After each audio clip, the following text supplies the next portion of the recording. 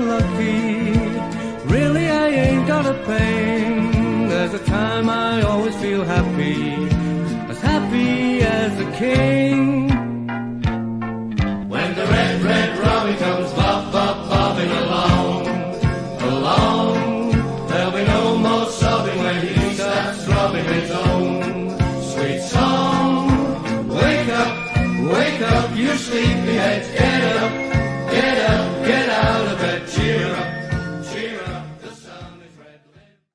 Hello and welcome to the latest Red Robin Podcast Weekly, which is powered by 360 Chartered Accountants and Budget Tyres Autocentre. This week, Dan Craft joins me to review our defeat to the Leigh Leopards. We discuss injuries to Abdull and Linnett and Jordan Abdull and Shaun Kenny-Dowalls' 4-game ban. We'll also look ahead to Wire on Friday night and bring you all the latest squad news, plus Dennis Waymell from the Warrington Wolves podcast, What Brian Bevan Said, joins us later on to give us an opposition view. He'll also talk to us about Tackle Bags, which is a new vlog, what he's doing, and he's actually coming to Craven Park on Friday night. It's sure to be very entertaining. Dan, thanks for joining us, mate. Two victories into the season, everything's looking rosy, isn't it? When we people who were at Salford on the Thursday night, people watching it on TV will have been absolutely cock-a-hoop. Season's bouncing, blah blah blah. You fast forward to where we are now, and it's a little bit of doom and gloom, isn't it? But there's still reasons to be optimistic.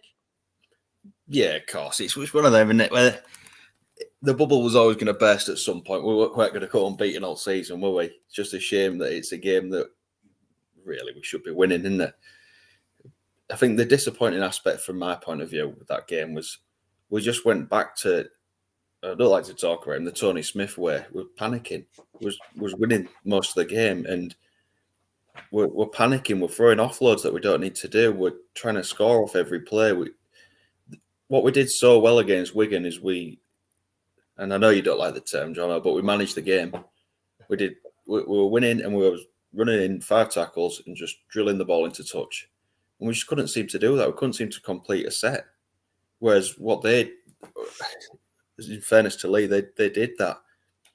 They just did the basics right, and it paid off in the end for them. Yeah, I mean, if you look at the scoring as well, I mean, 2 minutes, it was 6-0. 10 minutes, it was 6-6. 13 minutes, 12-6. And 22 minutes, 12-12. 36 minutes, 18-12. And then at half-time, 19-12, John Abdull slots the drop goal over. And you're thinking, you know what, we're going to kick on from here. Because that's what we've done in the previous 2 games. We've got to half-time. We haven't looked great in the first half. But what we've done is been solid.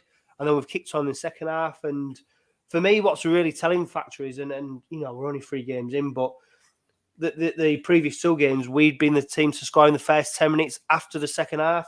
This time it was Leigh who scored, and it was them who went on to get the victory. And, does that mean much? I don't know. But, when you look at it, I think getting that first try straight after half-time is really crucial at the moment. It's something we've been guilty of in previous seasons, isn't it? We're coming out after half-time and still been in the sheds for the next 10 minutes. Yeah. Getting blown away. And I don't want to do Leigh a disservice because at the end of the day, they were the better team on the night, weren't they? But against teams like Leigh, you can't be doing that. They're a team, we're 7 points up. After half time, we want to be coming out and basically blowing them away, finishing the job so the Reds drop. They're going to score, and straight away they're thinking, right, we could do these tonight. These are there for the taking. And obviously we were. Yeah, I think was talking to guys I go with in the East End, was talking when we scored our first try, then the Leigh responded and said we can't get into a game of we score, they score, because it'll only build their confidence. We needed to get into them and blow them away early, and we just didn't do it. And yeah, it was just a complete contrast, wasn't it, to Salford and Wigan? Well, anyone who listened to the last podcast with Derek Bowman on, I think he's absolutely done us over, because he was all war me. To be fair, I've sent a few messages to him and he's responded afterwards. And he's absolutely cock-hoop. He didn't expect that performance. He didn't expect to see the boys do what they did. But I think what ultimately it comes down to, and it's been really interesting, Dan, listening to Willie Peters' press conference going into the Warrington game, is that he doesn't really look at the opposition. So as much as Leigh were good, I think the result against Leigh was our own downfall. It was us doing really stupid things at stupid times of the game. And what we saw as well is Willie Peters' a little bit of ruthlessness. That offload from Litton in the second half, he got hooked pretty much straight after doing that. And that was a real game changer as well. And we don't like pointing fingers, Dan, but the 2 games previous, Matty Parcell was a starting hooker. The game against Leigh, Jez Litton was the starting hooker. And Jez Litton was not at the races for that game. As good as he is, and I absolutely love him, I think he's a future England international, he was not at the races at that game for me. No, I think Willie Peters has given him his chance there, hasn't he? He's sort of seen that it's an opposition we should be beating. He's, like you say, he's a great player. I think it's difficult to single out a player in that game. I don't think anybody really can put their hand up. Maybe the exception, I thought Sam Luckley did excellent again. Whoa, Dan. Well, Jordan Abdull, man of steel points, 3 points. He's the only player in Super League to get the perfect record at the moment. Well, fair play to him. I think he had a good game, didn't he? But I tell you who had a good game, Lamb. I think he was head and shoulders. And the fact he didn't get any points whatsoever was startling. But yeah, Jordan Abdull, 3 points, man of steel. But like you said, there weren't many people who can come out that game with their heads held high. No, going back to what you said about the ruthlessness, I think that's good. We need it. Listen to another podcast earlier this season because they had Matty starting on. It was the full 80 minutes. Don't know if you listened to it before. No, I didn't realise there was any other ones out there. No, well, not as good as this, obviously. But Matty Staunton was on it, and they was asking him about Willie Peters and how his coaching methods, and he kept referring to the same word. He said, "Grind. That's all we want to do. Grind." And he said it took some getting used to because he's all about fitness and just keeping structure, but carrying on going, and just you've seen that in the previous 2 games, and we just didn't seem to have the structure that he kept referring to in that game. And I think that's why Reece Kennedy as well, he got hooked, didn't he? He was just making some really silly errors, and I think the final straw for him was when he mouthed off. Fair enough, he knocked on, or it was stripped, whatever. It's gone on. It's real funny, Dan, because Mark Brady, who watches on YouTube, he said he's asked us to give a shout out to Leigh Popplewell. He listens all the week. He's asked why he's not got a shout out. Well, there you go, Leigh. But he said, can you have a look at the ref's decision to give a knock on from Kennedy with 2 minutes to go? I was in front of it, and it wasn't a knock on. Hence the reason he was mad. Obviously, mouthed off and gave a penalty away. I don't know. It looks a bit of a knock on, but I suppose in the game you don't have to give the referee a lot, do you, for him to make a decision? No, I don't like to criticise the referee. Try and blame the referee for a loss. He don't miss the tackles. He don't shoot out the line. Bless him. I hope he's recovered from his stiff neck though, because he didn't do very well looking up and down the line for offsides. He didn't seem to be bothered, did he?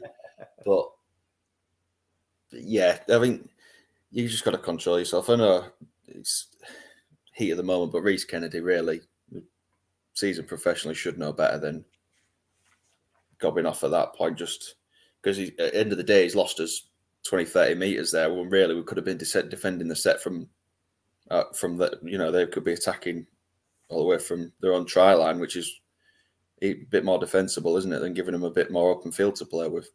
Yeah, and that comes back to that ruthlessness, doesn't it? Yeah.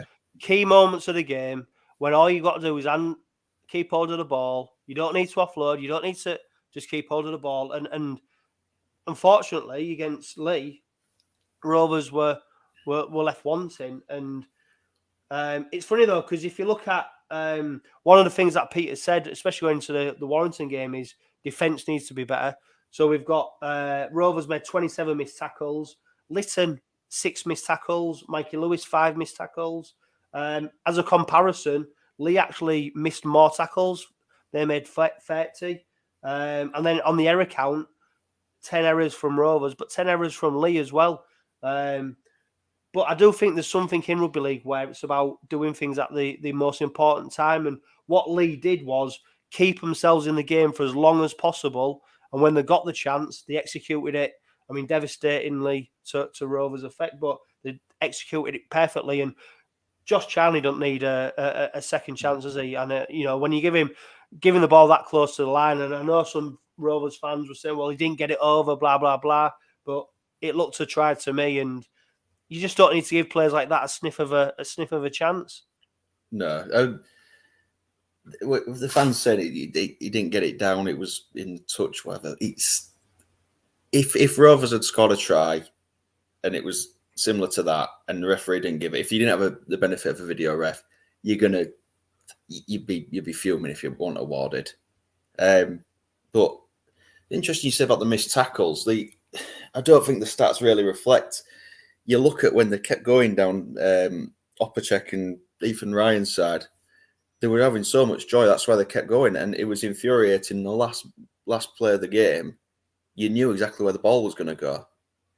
And for me, that was just everybody in the ground could see it, where the ball was going to go. And surely they should have numbered up on that side or pushed over to that side. Ethan Ryan, and not singling him out again, it's just infuriating watching him shoot out the line. It's almost like you don't trust Tom Opacek, who's arguably one of the best defenders in the league at the minute. Well, yeah. But to be fair, Dan, he's not the only one, because if you watch our previous games back, yes, Ethan Ryan is being highlighted, and we're going to come on to the squad for Wire, and it's maybe one of the reasons being hooked. Ryan Hall, he's coming in so far from his left wing, and whether it's a tactic of Peters where he really wants condensers into the middle of the pitch, but I've noticed a few times, and if you look at all the Leigh tries, what they scored almost, it is because we come so compact in that all it took was a few balls out to the wing, and then they were in. And even on the scrum plays, they had the overlap, and it was almost like basic, like, if you've got 6 players on your left and you've got 5 defenders, well, it's not. It's obvious, isn't it? You've got an overlap, so you've got to do something special to stop them, and maybe it is a feature of Willie Peters where he likes to defend really strong in the middle. He's made a feature of it about he wants us to be really strong attacking-wise down the middle. He wants us to be really strong in the middle. But maybe part of the tactic is that he wants his wingers, centres to tuck right in to try and really condense the pitch. But if you get that wrong, and we've seen it now, a team only got to get wise to that. They swing the ball out, and all of a sudden they've got acres of space to run into, and it's resulting in tries at the moment. 100%. It's one of the things that if it's something that is drilling into the players, we don't know that, do we? We're just sort of presuming because it's not something that was in our game last year.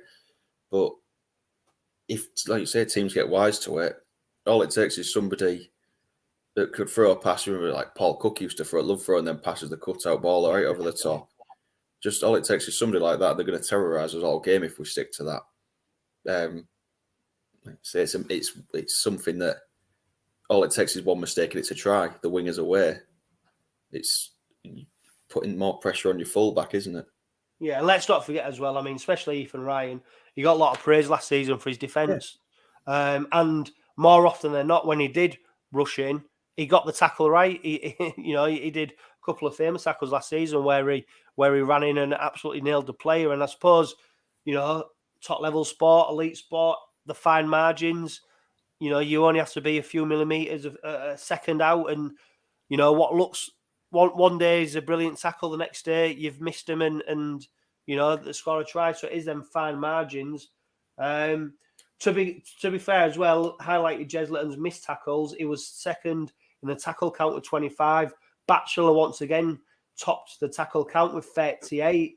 James Batchelor, he's showing us, isn't he, Dan? He's the player we all expected him to be, and he's very much looking like a player that we need to keep hold of for a long time. Well, it was an excellent find, wasn't he? I mean, we're lucky to have him. I think from what's been said, I think even Michael Carter, Wakefield chairman, he commented on somebody on Facebook, didn't he? He said we just couldn't he just wanted a new challenge. We offered him a good deal, and he wanted a new challenge. And he's obviously Willie Peters has sold him the dream, hasn't he? So fair play to him on that. He's you can see when you sign a player, it's quite good to go on the opposition's Twitter page or Facebook and see what everybody's saying. And if people are saying, "Oh yeah, good riddance," then you think, "Oh, right, what we got here then?"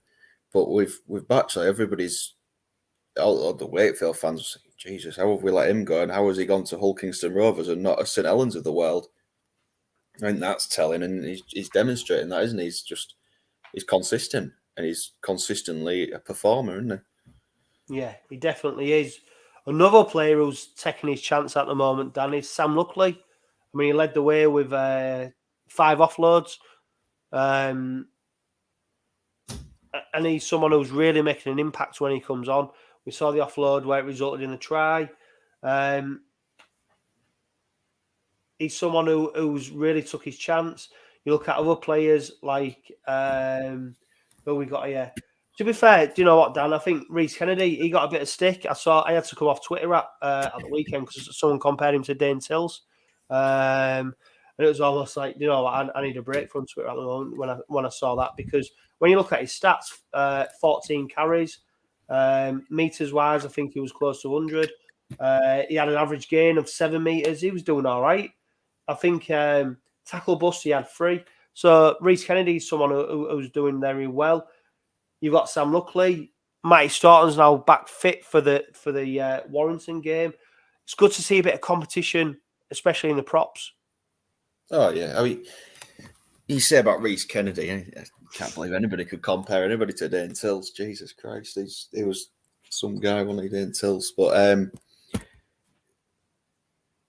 I think the main thing we can't do after this is overreact and start calling out players like Reece Kennedy, who he might not have had a particularly good game. So what? He played well against Wigan in his first game up until the injury. He goes again on Friday night against Wire, doesn't he? It's part of the game. Like you said, the healthy thing that we've got is competition for spots in the squad. We've got people that can slot straight in, and it's not like we're slotting in. Probably a bad example because Fishwick came out and set the world alight last year, didn't he? He was really good. But you're not just slotting in an academy product that's never played Super League before. At the minute, we're playing players like Sam Luckley, who probably isn't in the first choice before the season for starting props. But he's not a bad option to have, is he? Well, he's another one like Batchelor, Dan, where he said about if you look at the opposition view, I didn't see any Salford fan going, yeah, I'm glad he's going. Yeah. Most Salford fan, well, I'd say every Salford fan, any reaction I saw on social media was, and even when we had Paul on the other week before we played Salford, I'm gutted that he's gone, you know, promising player, like to see more from him. When he does play, he gives us everything he's got. So he's another one who you've took him from a team who probably would rather keep him. And especially when you see now someone like Partington injured and he's going to be out for a good few months. But luckily, there's another one where you think, yeah, we've almost stolen from someone who actually wanted him. Yeah, well, he's quite an odd one, isn't he? Luckily, is it Wallsend Eagles or something he was playing for? And he got spotted. Was it Newcastle Thunder then picked him up, and he's not the sort of gone down the typical route of coming through Bradford's academy or whatever, is he? Or, you know, it's good find. He's solid, he's consistent, and every time he takes that ball and he ain't turning his back on it, is he? He's taking it in full pelt. And yeah, like I say, he's a brilliant find. And for somebody that originally wasn't probably part of the starting 18, he's what we're after, in the sense that we're looking for this strength in depth. But then we've got somebody that's come in and he's gone, right, this spot's mine now. And it's going to be very hard to take it off him based on his past 2 performances. Yeah. And we'll come on to that, Dan, when we talk about the squad for Warrington. Craig Eskerett, he thinks Luckley was the best forward for us on Friday. For me, one of the pleased aspects, I know it was a defeat, but one of the most pleased aspects was seeing Michael Lewis in full flow going over for his try in the 13th minute. we just love to see him getting the ball in open space, don't we? Because when he does get the ball and he's running at people, you know, he's majestic. He's almost unstoppable at times. And one of the criticisms that I've had for Rovers, although we've had 2 victories and obviously now a defeat, is that we've not really utilised that right edge, have we, in an attacking position. But when Lewis gets the ball, he makes things happen. So do you think now that Abdull is injured and we're going to obviously see another half-back partnership coming in, that maybe Lewis might come to his fore when we do play Warrington? Yeah, I think the obvious choice is Rowan Milnes, and that he's going to be starting on Friday night. With Lewis, I think last season, with Abdull obviously missing most of the season, everything was going through Mikey Lewis.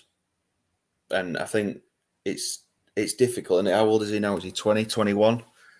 Everything was going through him, and he was the star man. And it's a lot to put on him, isn't it? Abdull, having him in the squad, it takes a lot of the pressure off him. The kicking game is all on Abdull, isn't it? His excellent kicking game.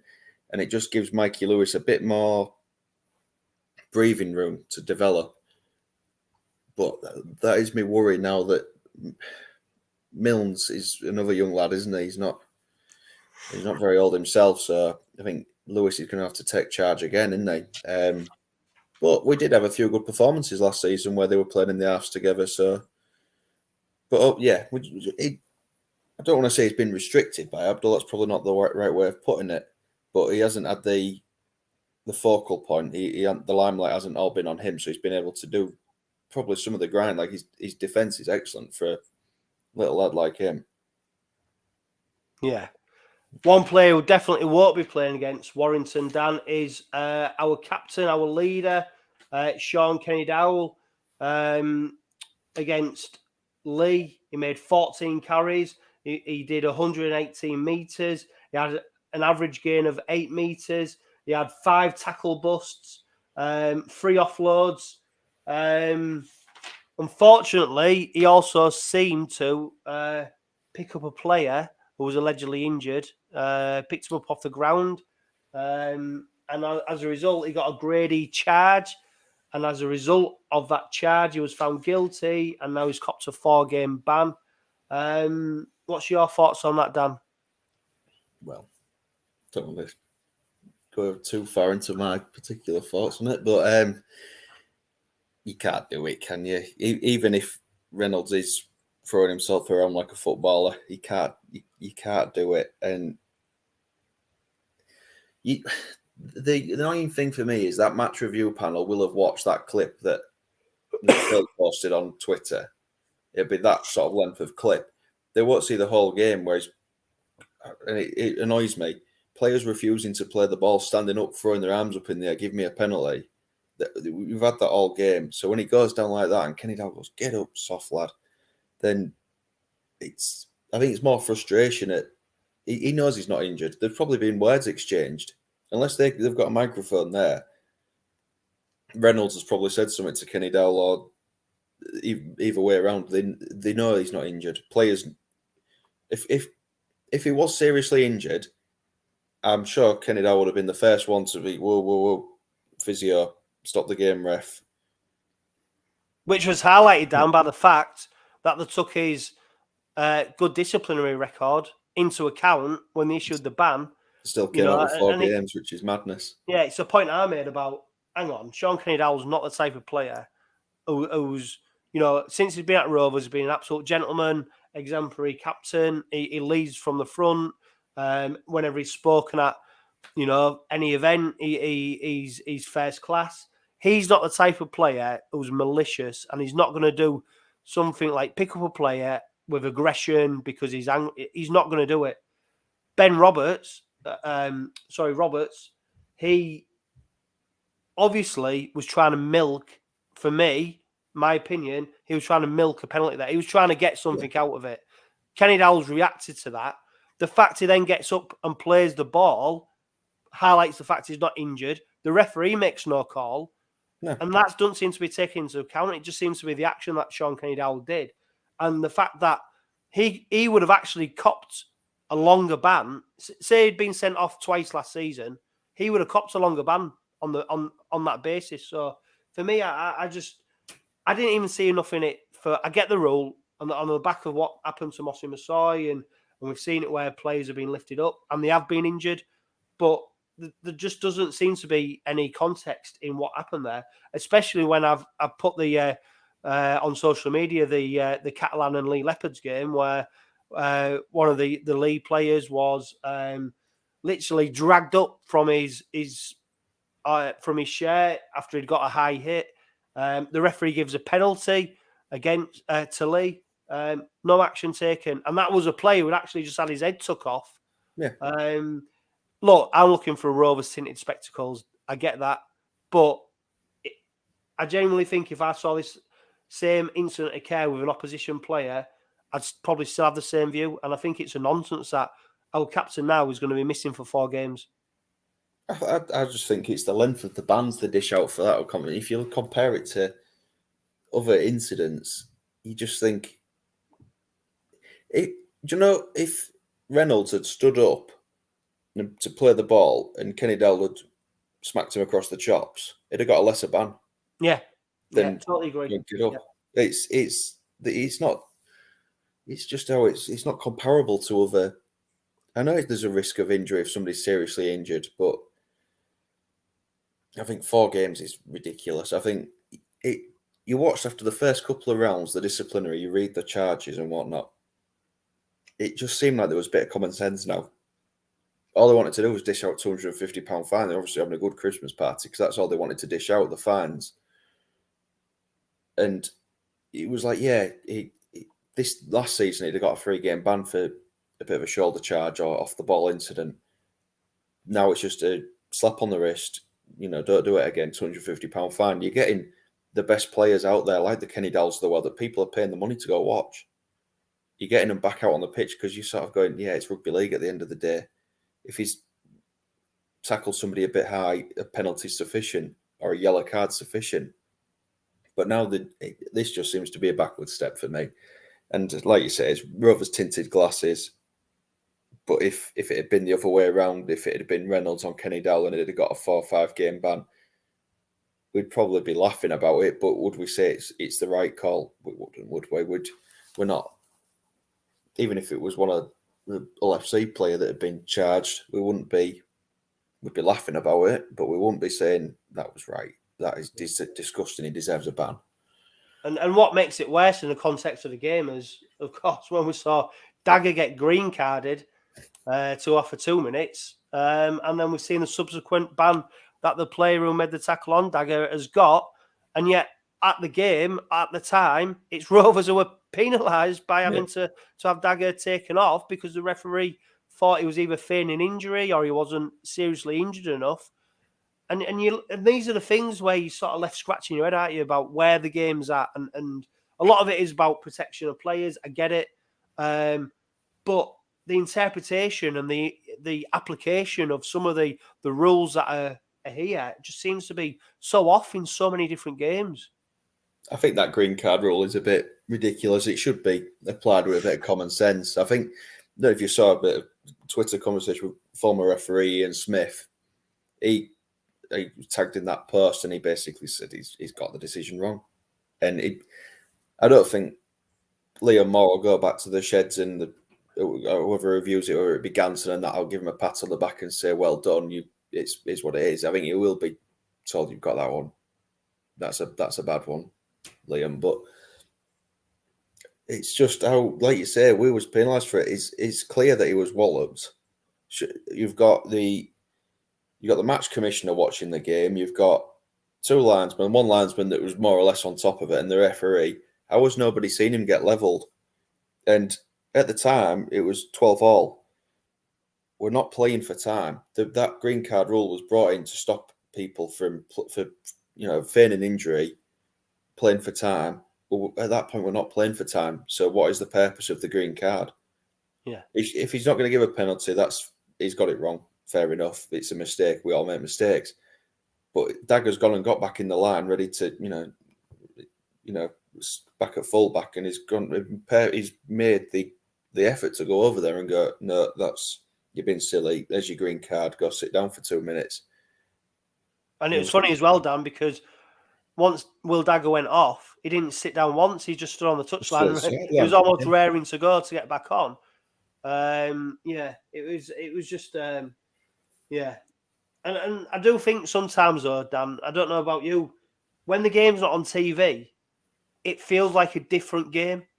The way it's officiated, the refereeing, the calls that are different, it just seems like a different game. And we saw, 2 years ago, that Sky said that every game was going to be, there's going to be a match, there's going to be a video referee at every game. That never materialised, but I do think we're at a point now where to ensure consistency in decision-making and making sure it's a level playing for all teams, a video referee must be at all, whether it's televised or not, a video referee must be at all games, because I just think the standard of refereeing and the calls that are made are different when and you see it when tries are scored, when the game's on TV and when the game's not on TV, it's a different game.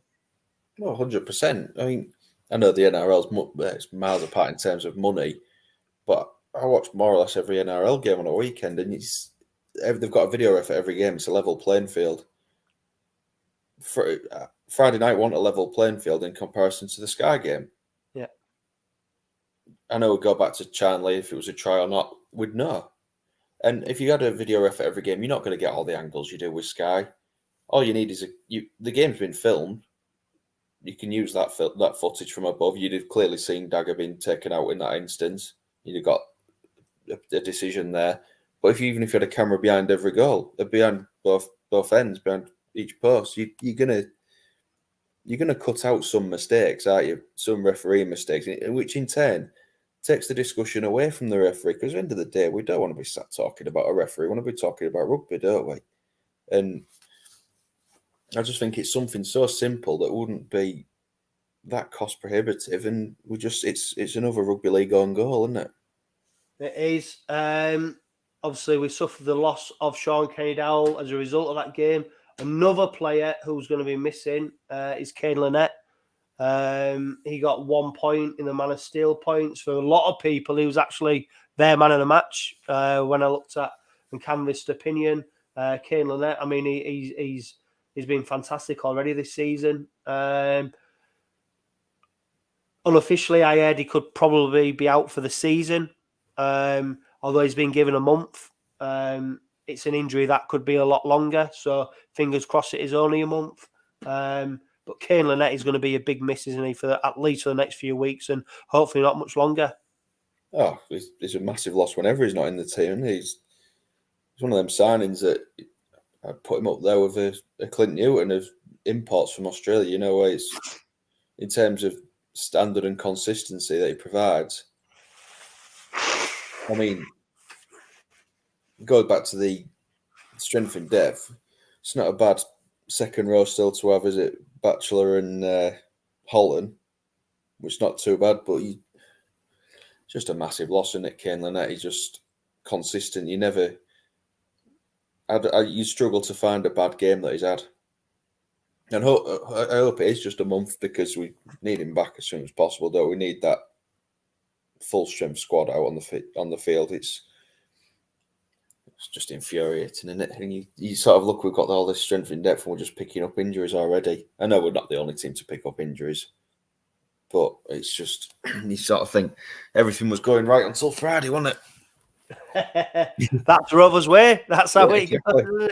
You know, they build your hopes up and then go bum, bum, bum. And it's not just one knock back, is it? It's 2, 3, 4 at the same time. But like you said, squad depth is very good. There's lots of able replacements. I mean, we haven't even mentioned there about Louis Johnson. If you look at the Rovers squad news that was announced today ahead of the Warrington Wolves fixture on Friday night, obviously we've already mentioned Abdull and Linnett's out. Dan, another player who's out is Jordan Abdull, and he's the only player in Super League to get maximum points in Man of Steel. Point scoring, he's been sensational with a kicking boot. He's scored a good few tries as well. He's going to be a huge miss, isn't he, for the game on Friday night. Yeah, well, hopefully it's not a long injury and he can You're just letting the other lads play catch up in the Man of Steel, giving them a chance. You can't look past sliding Rowan Milnes into that slot, can you? I mean, I think Willie Peters mentioned that Dagger can play there, but I'd sooner have somebody it's their natural position slotting in. You don't want to start experimenting, do you? Especially against Warrington, who they are the Warrington of last year, are they? They seem to be. They've got their act together and got everything sorted in that respect, haven't they? Because they were poor last year, but this year they seem unstoppable at the minute, don't they? Yeah. Another player, Dan, no reports of injury. Ethan Ryan. Not even in the squad. I mean, maybe someone might come out later on, but on the face of it, you'd say he's been dropped because there's been no reports of injury. We've already talked about some shortcomings in defence, rushing out from the line. For me, he's a player who's improved season upon season, and he's deserved his spot, his right wing starting spot. But maybe Willie Peters decided to wield the axe, and when you got someone like Senior in backup, maybe it's time to give him a chance. Yeah, well, I think fair enough. If somebody is not performing, and I'd say he's probably a scapegoat, isn't he, on Friday, but he was poor on Friday. I do think that. Yeah, sit him down for a week. It's not the end of his Rovers career, is it? He's just sat down for a week or so. If Senior comes in and he doesn't perform, well, then Ethan Ryan's back in. It's nothing against Ethan Ryan. I think he's a tremendous player. I think even you look back towards the end of last season, I think he missed the whole game, didn't he? Or got injured in the whole game. We only had 16, didn't he? But it was amazing in that spell with Danny Maguire, who was one of the standout players. Which is probably why he's got the starting position on the wing. But we need that competition for places, and if he's had a poor game and you got Lewis Senior sat there, give him a game. Let's test the strength in depth. Yeah, Kyle Horse is another one who's been named in the squad. Good news as well. Matty Staunton's back from injury, as is Dean Hadley. Lachlan Coote was named in the squad last week, but he didn't feature. He's named in the squad again. Willie Peters has said that he's fit and he's ready to play. On the back of missing out of Linnett, Abdull and Shaun Kenny-Dowalls not playing, it's always a welcome addition, Lachlan Coote, isn't it, to have someone like that to come back into the side. Yeah, well, he just adds that to the back line, doesn't he? He seems a bit soft at the minute, doesn't he? He seems to always get injured, but when he plays, he makes a massive difference. It's just that under the high ball especially, you just know that there's not going to be a mistake. He's going to catch it in, that's it. We're confident. And he's always following up, looking for the offloads, isn't he? That's another good feature of his game. It's like having an extra man out wide as well. You know, when you pass and get it out wide towards Kenny-Dowalls and Ryan, it just seems to slot in seamlessly there. It just slides in. It's like having another attacker on the pitch, isn't it? It just adds the numbers.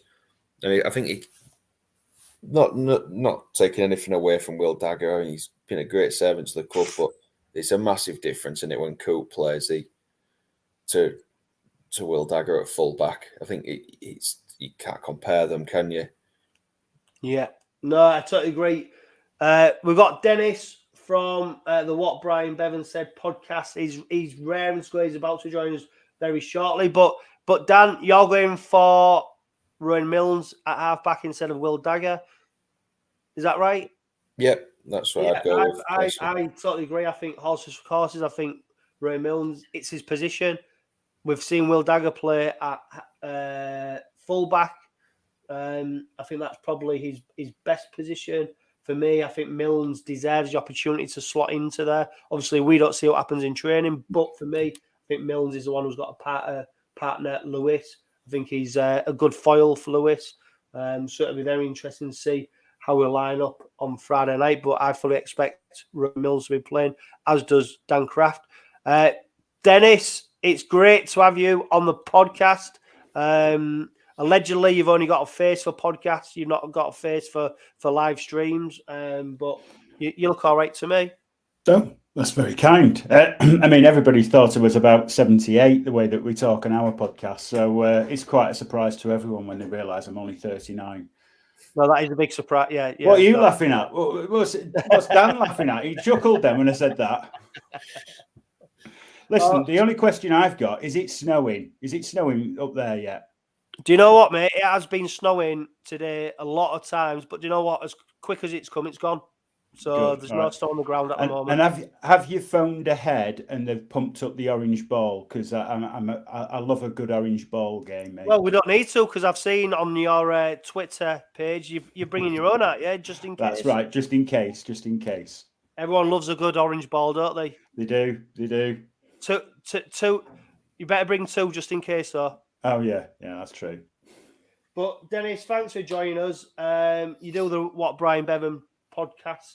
What Brian Bevan said. You're having trouble, aren't you, Jono? Because I've noticed you spelt my name wrong in the description on YouTube, and you can't say what would Brian Bevan say quick enough. No, yeah.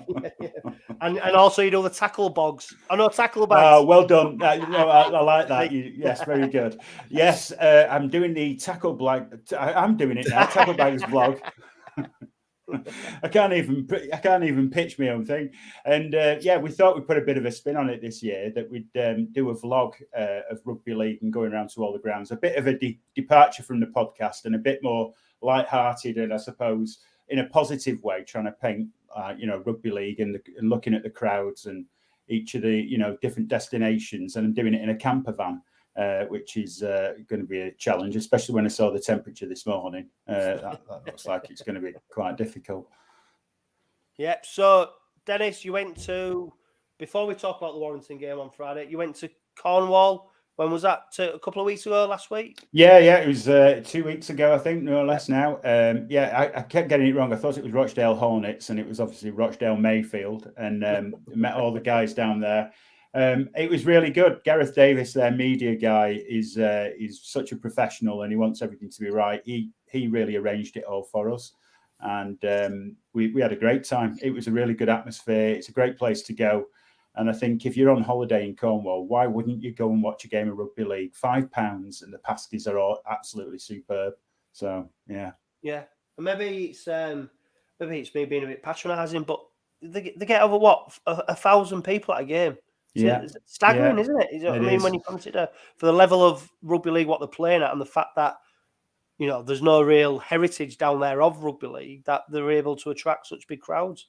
Yeah, it's really interesting because I think they've obviously got quite a few people living down there with rugby union background, and rugby union seems to be dying a death in that part of the world. It's really on the decline, and they've managed to join up with the Penryn Rugby Club, so they've got the rugby union there, and I think they're attracting a lot of the rugby union crowd. The people I spoke to, there's a good proportion of them from the rugby union background, and I think again, there's still, it's one of the way they sold it, and I think what's his name, Eric Perez, who's bought it or running it anyway. One of his ambitions is recognise that Cornwall as an area has similarities to the north. In terms of it was, a lot of mining. There's not really a lot of industry as much now, but not as much now. But the types of like social aspect of that area lends itself a bit like to the north, and so that people are really interested in it. Rugby union hasn't got that much of a foothold, and so there's a big opportunity. And the average attendance I think was about 1,030 for 2022. Yeah, I suppose the biggest selling point as well is that. You can do free passes without having to then kick the ball as well. So they might actually see some attacking rugby. Yeah. Dennis, Warrington Wolves fan, 2022, beat Leeds 22-20. You beat Castleford 34 points to 10. You beat Toulouse 32 points to 18. Fast forward to 2023.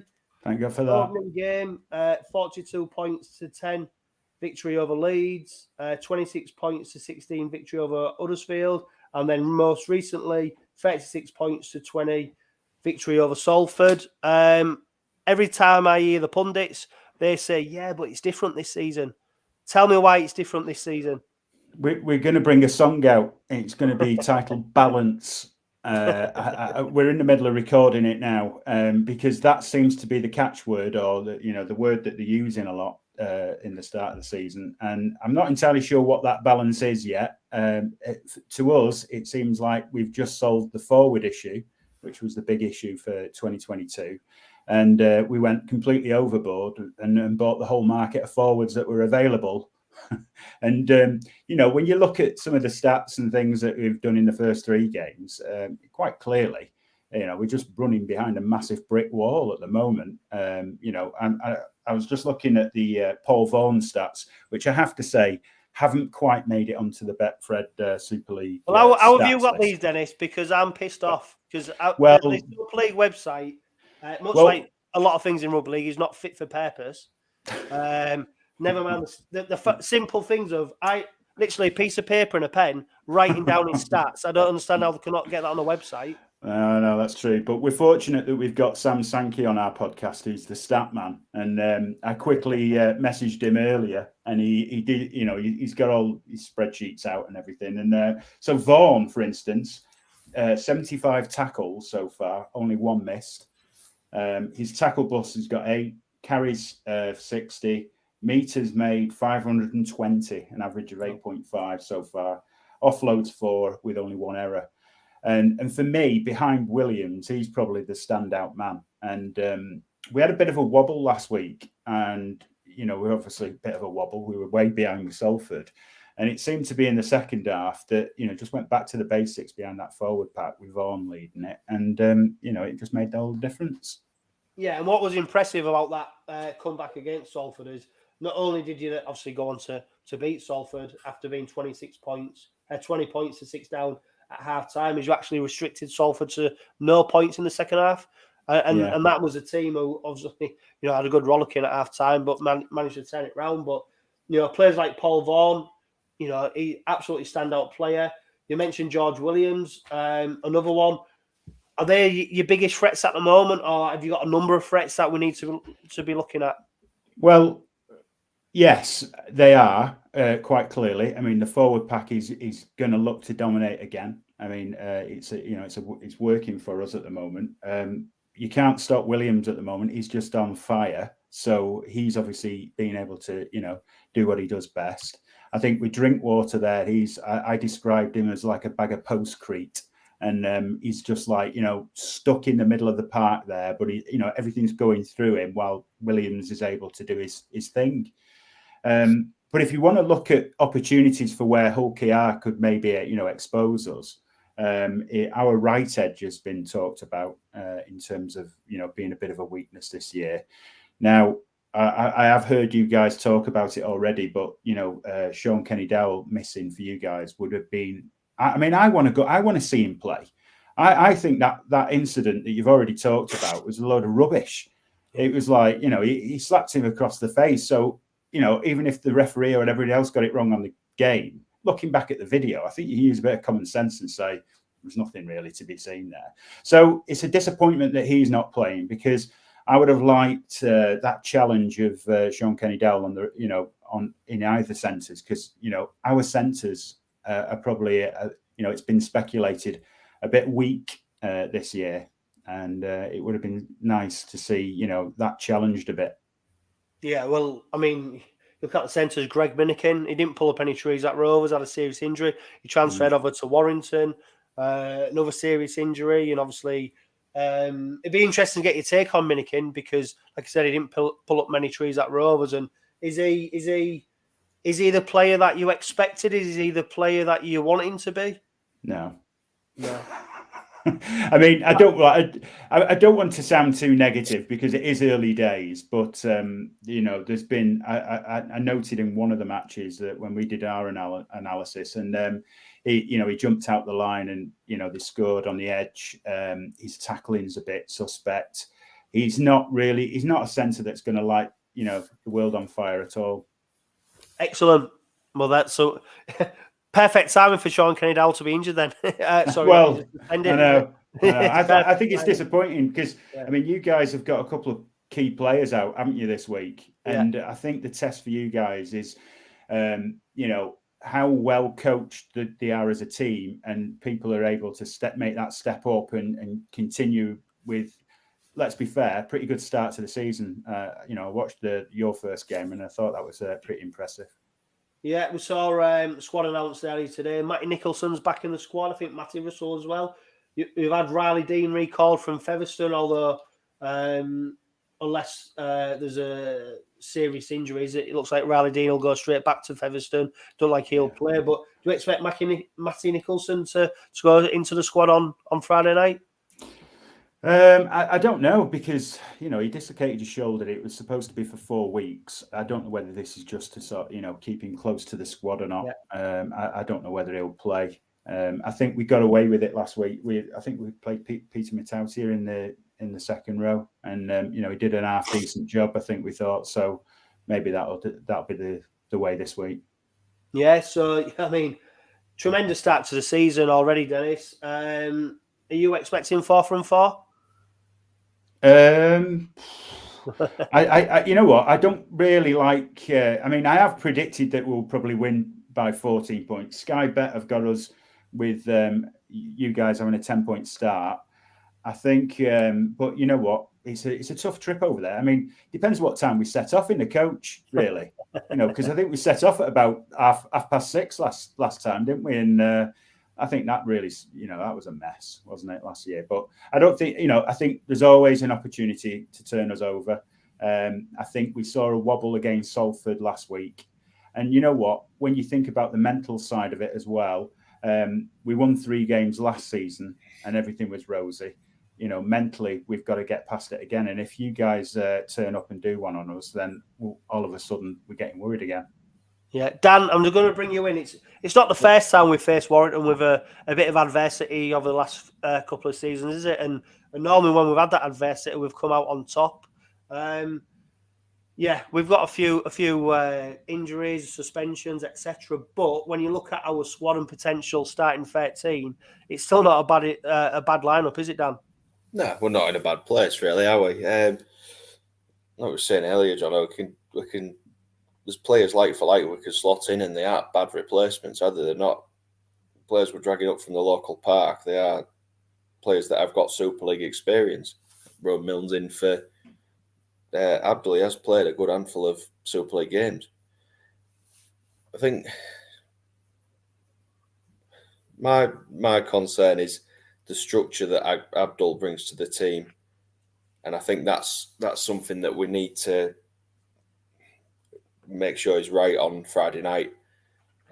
Lewis, obviously a young halfback partnership there. You've got Lewis and Milnes. I think that's something that we'll need to make sure, and I think that you'll get that with Parcells starting the game.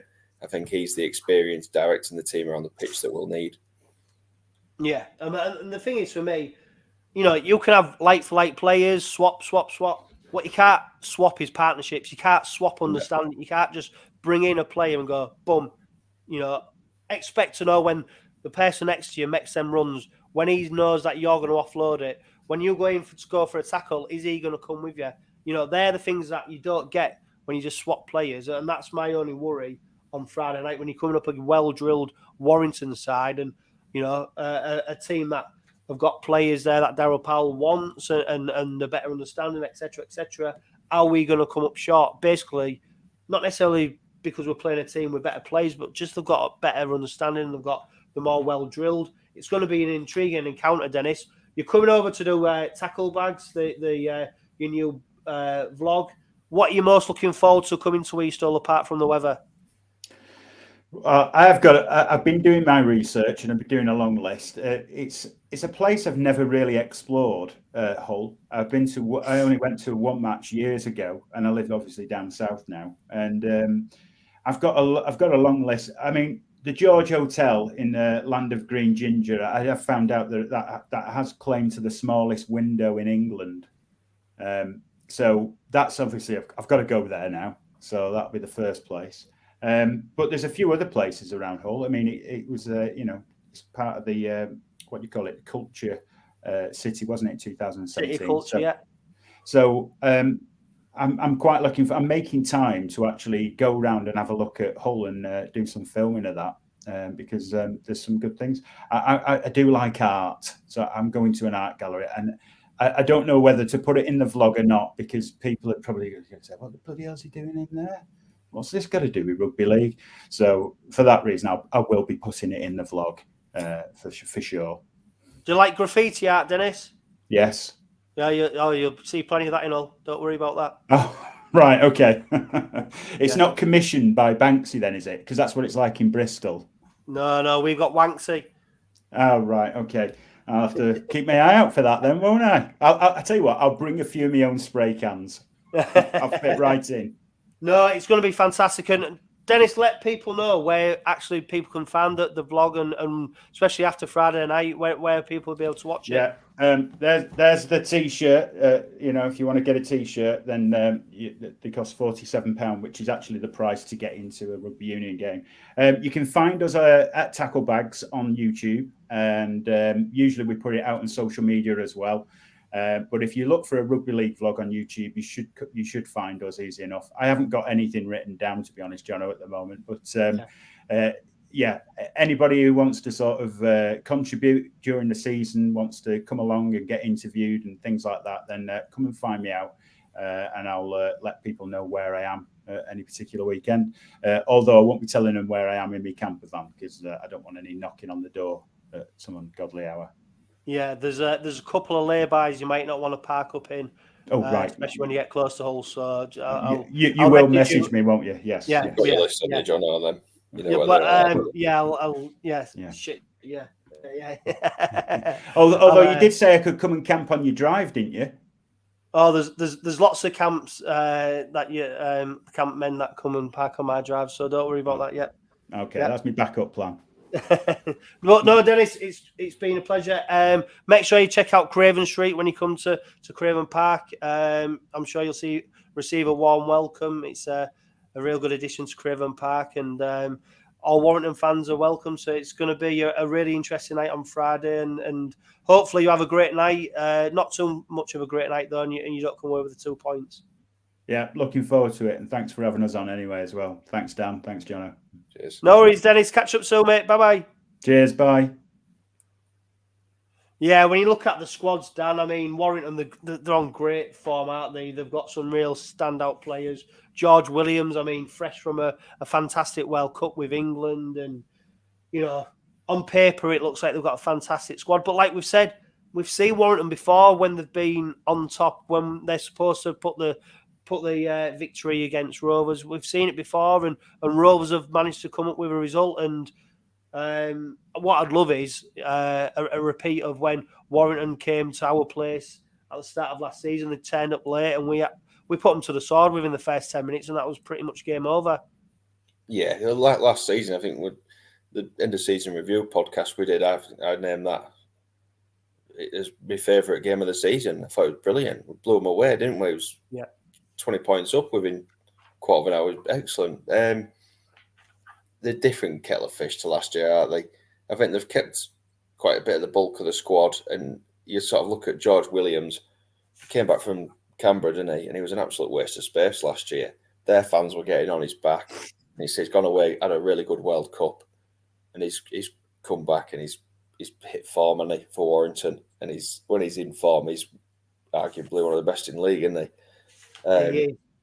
And go back to what Dennis said, Paul Vaughan, he was when I was saying earlier about fans on Twitter, Canterbury fans were exactly sad to see Paul Vaughan be going. It was they didn't really rate him. I thought it was a bit of a weird signing based on what they've had previously with Aussie imports, where they just turn up and they're here to go down the pub. It's just an holiday for him.